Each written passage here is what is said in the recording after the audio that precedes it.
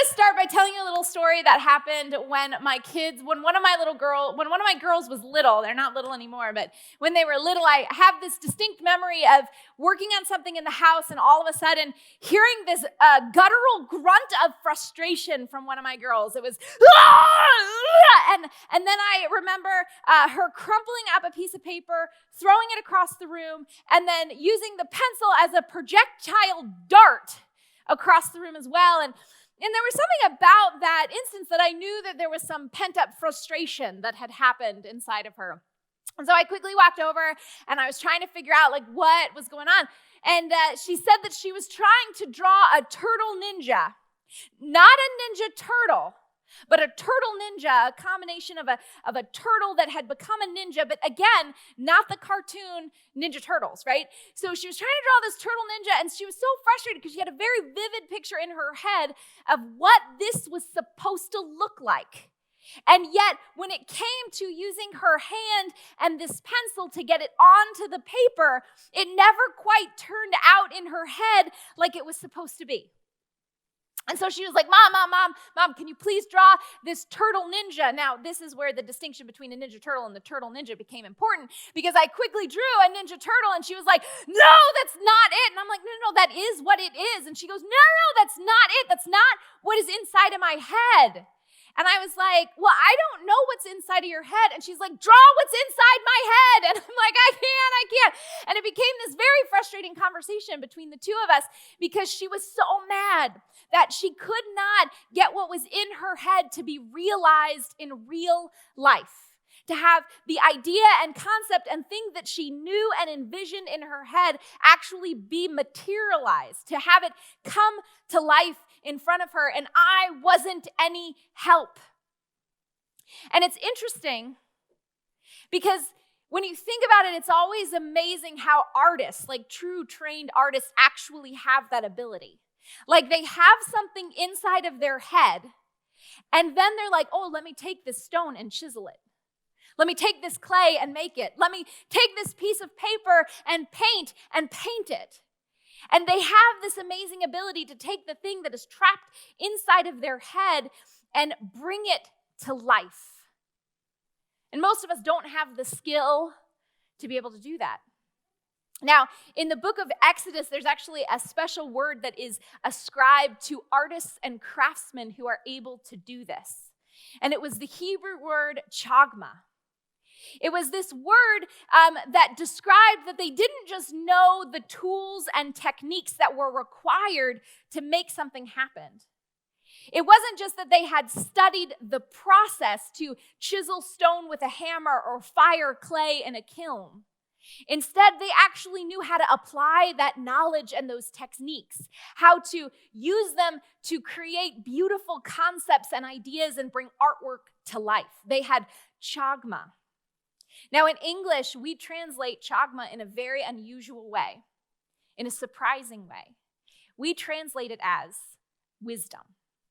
Now, at first, that might not make sense. Why would an artist or a craftsman have wisdom by being able to take the thing that's in their head and bring it to life? But when you dig a little bit deeper to understand what wisdom really is about, there's sort of this profoundness of that translation. Because wisdom isn't just about the knowledge of what is right and what is wrong. It's not just about knowing the right thing to do in any circumstance. It's actually also about being able to put that right thing into practice into our lives.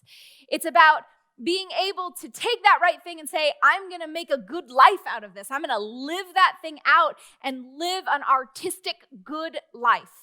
I'm going to engage in the art of living.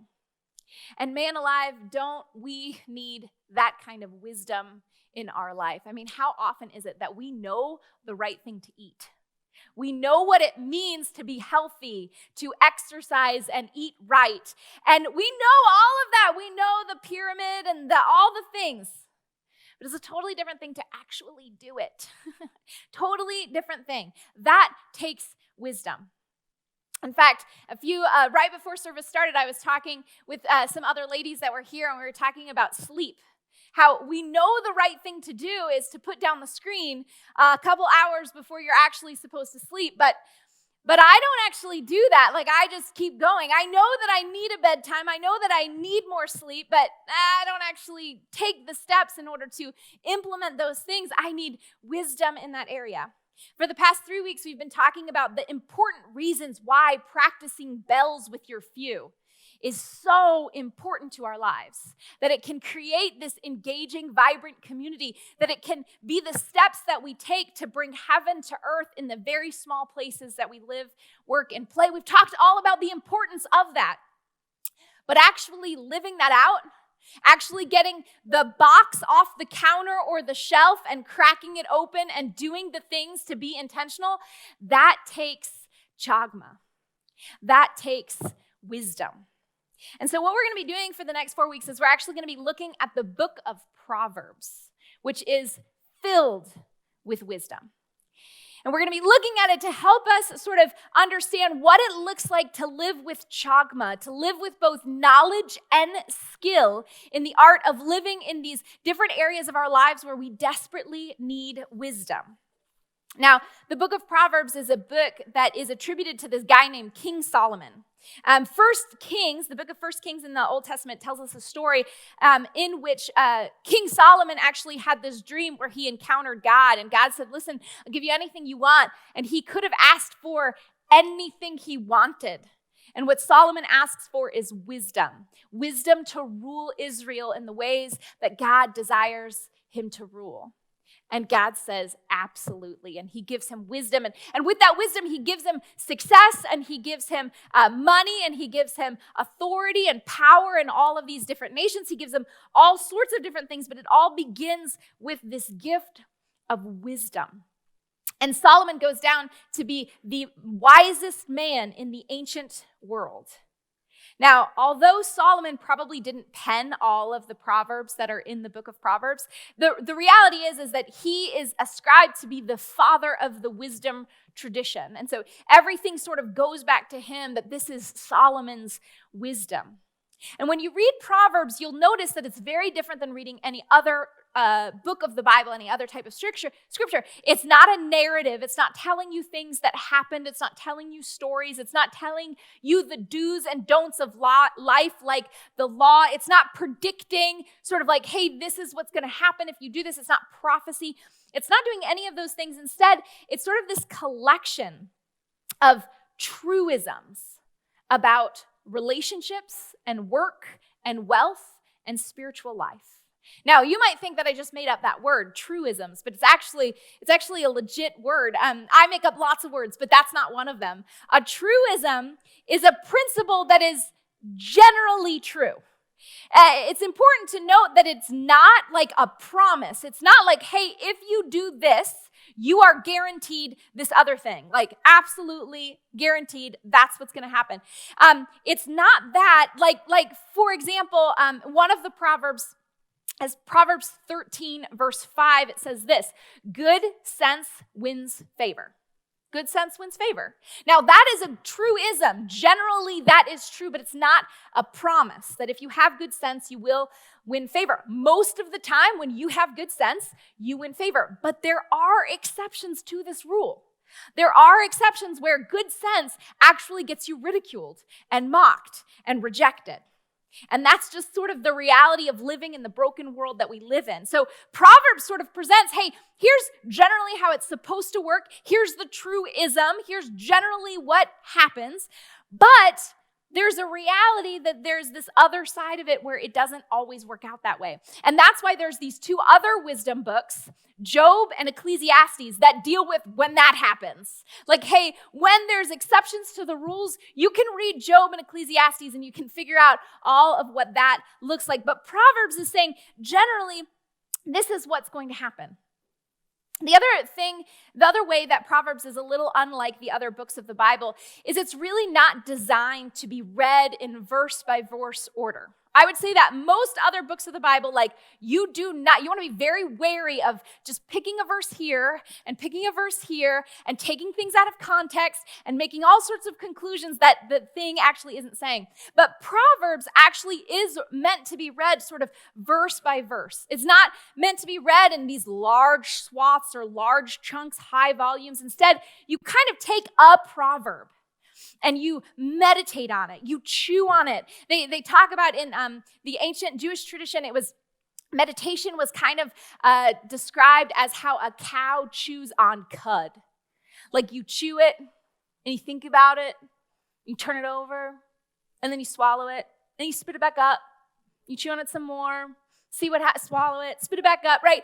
And you just keep draining it of all of its nutrients to try to see how much can you get from it? How true is it? What are the bounds of this truism, right? That's what Proverbs is. And if you just take a whole bunch of them all at one time, you miss the opportunity to chew and to savor and to really understand what is happening. They're made to be memorized and thought about again and again and again. But the interesting thing is the book of Proverbs doesn't begin with these truisms. It doesn't begin with these wise sayings. Actually, what it begins with in the first 9 chapters, a third of the book, are these speeches that are written as if a father is giving them to his son, urging his son to follow his direction.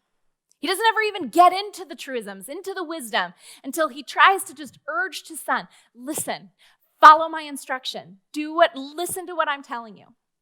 Now, if you're a parent, you understand exactly why they took a third of the book in order to just be like, hey, listen to my wise instructions. Follow what I'm trying to tell you. Because chances are that if you've ever tried to teach your child how to do something, like change the oil, or do the dishes, or put away their laundry, or take a shower, any of those things, you will always hit but why? Why do we have to change the oil every 3,000 miles? Why do I have to take a shower? Why do we need to do our laundry, right? Like it goes all of these different things. You get to the why of the whole thing, and you realize quickly when you are a parent that unless you address the why, unless you address the why should you do these things, they will never ever listen to the how you do these things, right? So unless you explain to your child that the reason you change your oil every 3,000 miles is because your car will not function for the long haul. The reason you change your oil is because in the short term, you may run out of oil and ruin your whole car, racking up huge bills that I will make you pay for, right? Or for our younger children, the reason you shower is because I don't want you to be, and you don't want to be the stinky kid that no one wants to hang out with. Adults don't want to be near you. Kids don't want to be with you. So you shower. You've got to answer the why. And so the father uses, in these first 9 chapters, the father sort of presents his son with the reason why with these 2 female characters that he introduces. He introduces his son to Lady Wisdom and Lady Folly. And there's several poems throughout the first 9 chapters of Proverbs that talk about Lady Wisdom and Lady Folly. We're going to look at the one in Proverbs chapter 9. So this is how the father describes Lady Wisdom and then how he describes Lady Folly. And this is how it goes. Lady Wisdom has built and furnished her home. It's supported by several hewn timbers. The banquet meal is ready to be served. Lamb roasted, wine poured out. The table is set with silver and flowers. Having dismissed her serving maids, Lady Wisdom goes to town, stands in a prominent place, and invites everyone with the sound of her voice. Are you confused about life? Don't know where you're going? Come with me. Oh, come have dinner with me. I've prepared a wonderful spread, fresh baked bread, roast lamb, carefully selected wines. Leave your impoverished confusion and live. Walk up the street to a life with meaning. Then there's this other woman, Lady Folly, brazen, empty-headed, frivolous. She sits on the front porch of her house on Main Street, and as people walk by minding their own business, she calls out, "Are you confused about life? Don't know what's going on?" Notice she gives the same siren call as Lady Wisdom. But she says, steal off with me. I'll show you a good time. No one will ever know, and I'll give you the time of your life. But they don't know about all of the skeletons in her closet, about all of the guests that end up in hell. And then after sort of presenting these sort of two characters of Lady Wisdom and Lady Folly, the father is asking, listen, which one do you want to follow? Do you want your life filled with the spread of Lady Wisdom?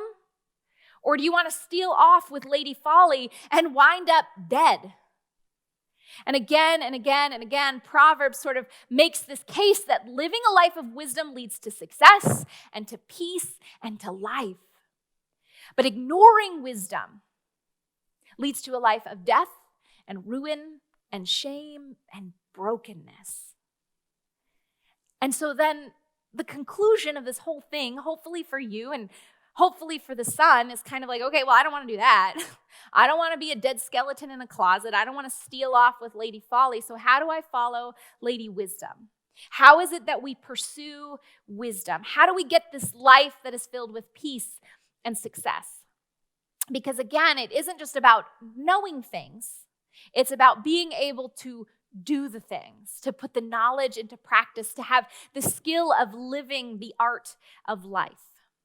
Now, dripping in all of the images of Proverbs, we're told that the beginning of wisdom starts with one thing: the fear of the Lord. And here I've pulled out a couple, but there's so many about the fear of the Lord that I couldn't read them all and still get you out of here for lunch. All right? But the fear of the Lord is the beginning of knowledge. But fools despise wisdom and instruction, Proverbs 1:7. Proverbs 3:7-8. Do not be wise in your own eyes. Fear the Lord and shun evil. This will bring health to your body and nourishment to your bones. Proverbs 9:10. The fear of the Lord is the beginning of wisdom, and knowledge of the Holy One is understanding. Proverbs 14:27. The fear of the Lord is a fountain of life, a person turning from the snares of death. Now, the fear of the Lord can sound a little bit scary, right? It sounds a little bit terrifying. Like, are we supposed to be sort of cowering in a corner? Like the beginning of following Lady Wisdom is actually understanding that God is standing over us with a belt ready to crack, right? That's not what it is at all. Like, if you follow Lady Folly, I'll give you something to be afraid of. No, that's not what God's doing, and that's not what the fear of the Lord is. Instead, it has nothing to do with being terrified of the Lord. Instead, fearing the Lord is about having a right understanding of who we are and who God is. A right understanding of our place in this whole universe and God's place in this whole universe. It's about understanding the grain of the universe and going with the grain rather than against the grain. Who God is and who we are not. Recognizing that God is God and we are not God. Now, sometimes what happens is we do forget our own place and our own role, and we start to take on the authority of God, that we start to follow Lady Folly and we get trapped in ruin. Now, it sounds like such a simple concept to say, like, no, just acknowledge that God is God and you are not. It sounds really easy. Like, of course I'm not God. I can't control anything. Like, nothing, right? Of course I'm not God. And like, we get that on that level. But when we dig a little deeper, in terms of what that means, it gets a little bit harder to accept that as a reality. Because innate in the understanding that God is God and we are not is this understanding that God knows things that we don't know. And embedded in that is that he ultimately knows what is right and what is wrong, what is good and what is evil, what is wise and what is foolish. And that's where we start getting tripped up, because we don't like that whole thing where God gets to decide what is good and what is evil, what is right and what is wrong, what is wise and what is foolish. Generally, we like to control those things. We like to be the ones who define what is right and what is wrong, what is good and what is evil. And it's been that way since the very beginning. See, If you go back to Genesis, and I realize that I feel like I am always well, if we go back to Genesis, every sermon I feel like I'm referencing, almost every sermon I'm referencing Genesis, but it all starts there. If you go back to Genesis and you have Adam and Eve in the garden, God creates them and he basically says, listen, you can eat whatever you want. This is explicitly what God says in Genesis 2:16-17. It says, and the Lord commanded man, you are free to eat from any tree in the garden, but you must not eat from the tree of the knowledge of good and evil. For when you eat it, you will certainly die. God pretty much tells him, listen, you can go anywhere, you can do anything, you can eat all of the things, but this one thing, don't eat from the tree of the knowledge of good and evil. God's saying, listen, I want to be the one who defines what is right and what is wrong, what is good and what is evil. But what happens is Adam and Eve are hanging out by this tree, and all of a sudden, this serpent comes in and starts to lie to the humans. And what the serpent says is this, you will certainly not die if you eat from this tree. For God knows that when you eat from it, your eyes will actually be opened, and you'll be like God. You will know good from evil. And this sounded like this really compelling thing to these humans. Basically, what the enemy was saying was, listen, if you want to really experience all that life has to offer, if you want to experience the best things of life, you need to be in control of what is good and what is evil. You need to be the one who defines what is wisdom. Don't let God be the one who does all of that. He's probably going to keep things from you. You don't want that. What God is trying to keep from you is where real life is found. And so if you eat from this fruit, if you take what was not given to you, if you decide for yourself what is right and what is wrong, then you're going to live. And the humans believed this lie, and they chose to define for themselves what was right and what was wrong. And it led to death and brokenness and shame and ruin for themselves and for the rest of the world. Now, although this is an origin story, this is also our story. We do this on a daily basis. God sort of says, hey, every time we hear God's truth about sex and relationships and money and justice and worth, but then we conclude to ourselves, no, I know a better way. I can define what is good and what is evil better than God. It's like whenever we do that, we step out of our role as humans and into the role of God, and it leads to brokenness and death and ruin and shame. When we begin to define our own versions of what is wise and what is foolish, it just leads to destruction, because ultimately we are not God. We do not know what is right and what is wrong.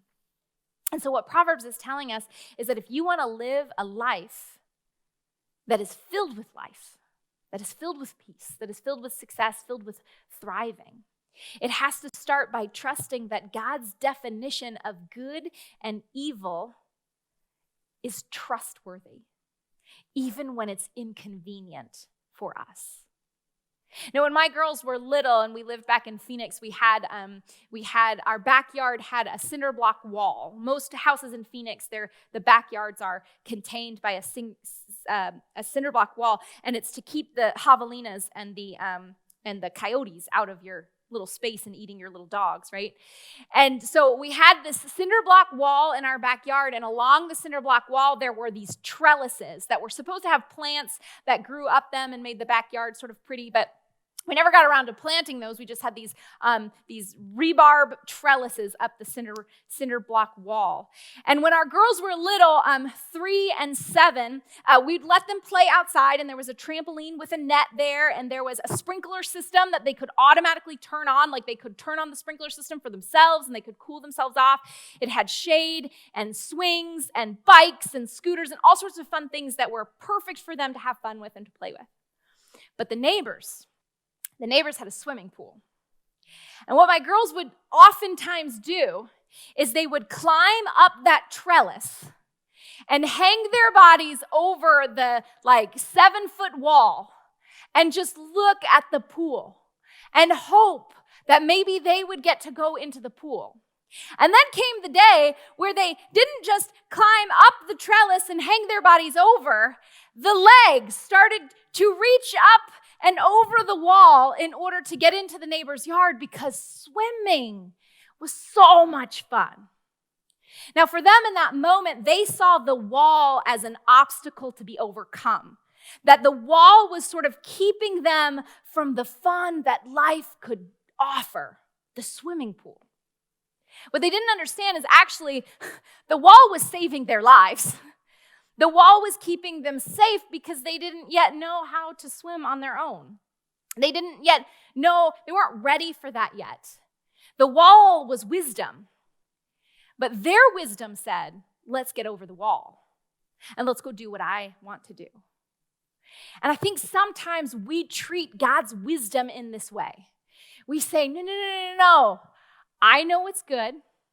I know what I want. I know what would be fun. And so I want to crawl over this wall. This wall is actually keeping me from true life, keeping me from experiencing the glory and the fun and the riches. And God is like, no, that's folly.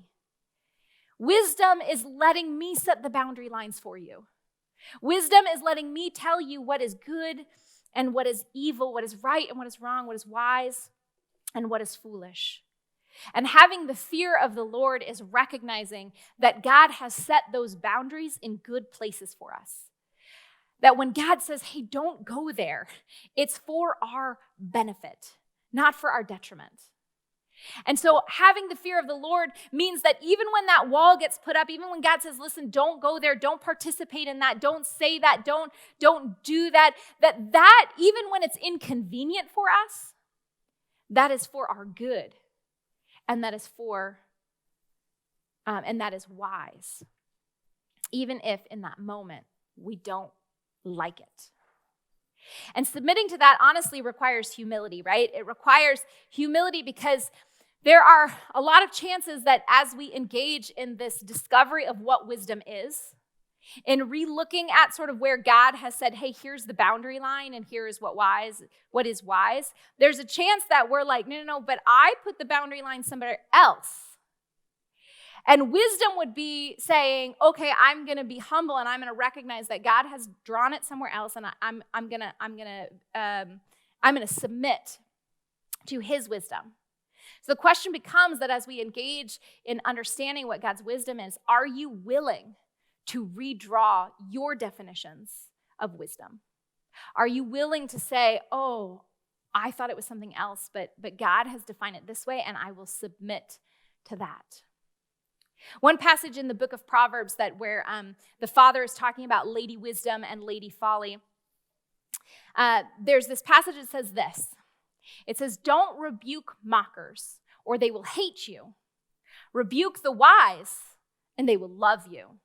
Instruct the wise, and they will be wiser still. Teach the righteous, and they will add to their learning. That first verse is really interesting because it seems like a contradiction. At first they say, don't rebuke people. But that's not what it says. It says, don't rebuke mockers because they're going to hate you. But rebuke the wise, they're going to love you. And what the proverb is saying is, if you're wise, you're going to crave correction. You're going to crave instruction and teaching and learning. You're going to want somebody to tell you, listen, actually, the boundary line is not there for God. The boundary line is here. And you're going to be like, yes, I crave that. Thank you. However, the proverb is also saying that the foolish person will say, nope, I hate you. I'm done. I don't want God then. And so over the next 3 weeks, as we begin to journey to uncover some of the wisdom that God has told us through the book of Proverbs in the area of our work and our wealth and our relationships, the pre-question that you have to sort of ask for yourself becomes this. Are you willing to redefine wisdom on God's terms? That when you discover that your wisdom does not match God's, if it turns out that you are walking in folly, what are you going to do? Are you going to step into the place of God and say, no, I'm going to define this for myself? Or are you going to fear God and choose to trust that He is wise, that he knows what is good and evil, and that will lead to life. Are you willing to humble yourself and receive instruction and become wiser still? And the reality is that process is not a like, hey, if you bump into something where you've defined wisdom poorly. It's like, hey, when you bump into something where you've defined wisdom on your own terms, what will you do? Because the truth is that we've all defined wisdom in our own eyes and in our own ways. We've all sort of taken up the role of God, and we've experienced shame and ruin and brokenness in our lives as a result. And that's why Jesus' work in our lives is so important. That's why Jesus' work in our lives is so important, because after we've experienced ruin and destruction and shame, Jesus comes in and he says, listen, I will create a new way for you to live in the boundary lines of God's grace again. I will give you new instruction to become wiser.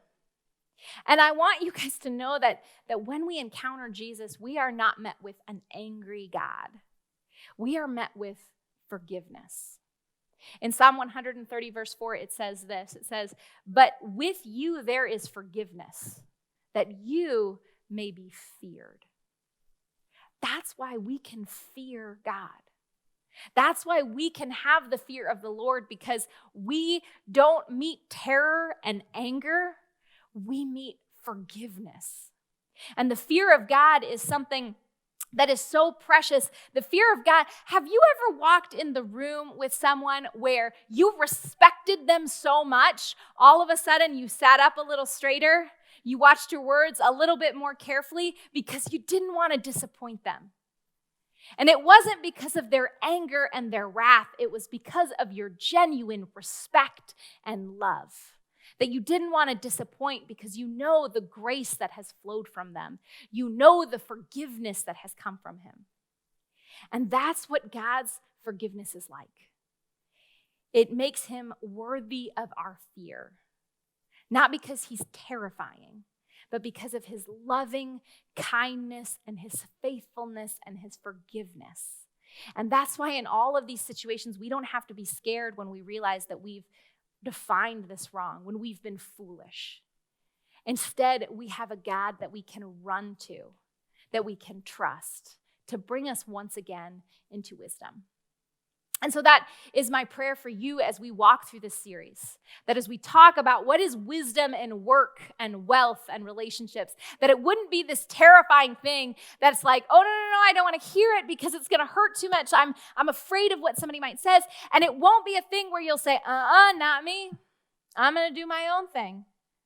But instead, you would welcome Lady Wisdom, that you would welcome this wisdom that leads to life because of Jesus Christ. Let's go ahead and pray together. Father God, we are so thankful for who you are. We are so thankful that the fear that we have of you is not a terror, but it's a reverence, it's a respect. It's right-sizing ourselves and you. And so, Father God, we just ask that your grace would fall on us, that you would soften our hearts as we walk through this series about wisdom together, that we would see you as the one who is trustworthy and true. We pray all of these things in your holy and your precious name. Amen.